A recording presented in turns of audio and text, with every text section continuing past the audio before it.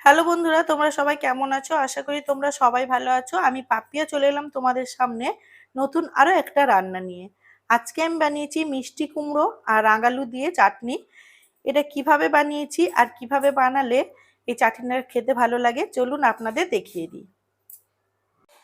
চাটনিটা বানাবো তাই এখানটায় নিয়ে নিয়েছি চাটনিটা বানানোর জন্য রাঙালুগুলো এইভাবে ছোট ছোট করে কেটে নিয়েছি। এখানটায় নিয়েছি মিষ্টি কুমড়োগুলো ছোট ছোট করে কেটে নিয়েছি। আর এখানটায় নিয়েছি পাকা টমেটো। এখানটায় নিয়েছি চিনি, কাজু বাদাম, নিয়েছি কালো সর্ষে, আর নিয়েছি দুটো শুকনো লঙ্কা। এখানটায় আছে লবণ আর হলুদ। গ্যাসের মধ্যে বসিয়ে দিয়েছি একটা কড়াই। কড়াইয়ের মধ্যে দিয়ে দিয়েছি অল্প একটু সর্ষের তেল। তেলের মধ্যে আমি দিয়ে দিচ্ছি শুকনো লঙ্কা আর কালো সর্ষে।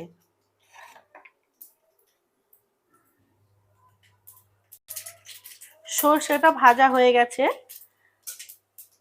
এখন আমি কড়াইয়ের মধ্যে দিয়ে দিচ্ছি মিষ্টি কুমড়ো আর দিয়ে দিচ্ছি রাঙালু। মিষ্টি কুমড়ো আর রাঙালু দিয়ে দিয়েছি। এখন এটা হালকা করে ভেজে নেব।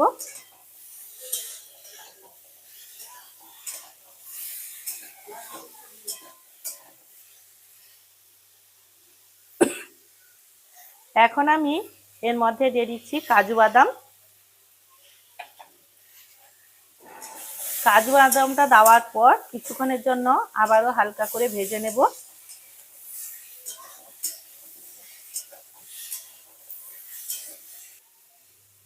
এখন আমি এর মধ্যে দিয়ে দিচ্ছি পরিমাণ মতো লবণ। লবণটা দেওয়ার পর এখন আমি দিয়ে দিচ্ছি হলুদ।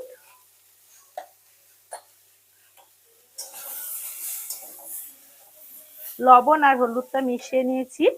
এখন এর মধ্যে আমি দিয়ে দিচ্ছি টমেটো। টমেটোটা দেওয়ার পর হালকা করে সবজির সাথে মিশিয়ে নিচ্ছি। আর কিছুক্ষণের জন্য সমস্ত সবজিগুলো আমি হালকা করে ভাজতে থাকবো লো ফ্লেমে।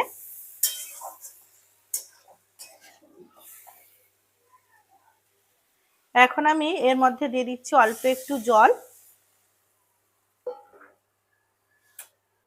জলটা দেওয়ার পর এখন আমি এটা ঢাকা দিয়ে রেখে দিব যতক্ষণ না সবজিগুলো সেদ্ধ হচ্ছে। এখন ঢাকনাটা খুলে দেখব সবজিগুলো সেদ্ধ হয়ে গেছে।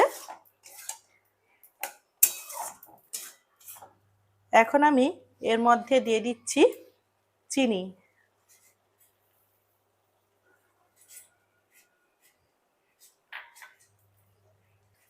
চিনিটা দেওয়ার পর এখন সবজির সাথে ভালো করে মিশিয়ে নিচ্ছি।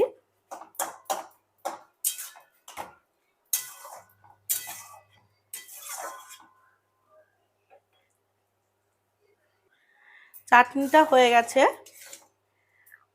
এখন নামিয়ে নেব। নামানোর আগে আমি দিয়ে দিচ্ছি ভাজা জিরে গুঁড়ো করে রেখেছিলাম, ওটা দিয়ে দিলাম।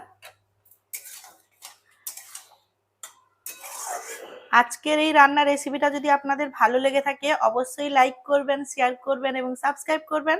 দেখা হচ্ছে নতুন কোনো রান্নার সাথে।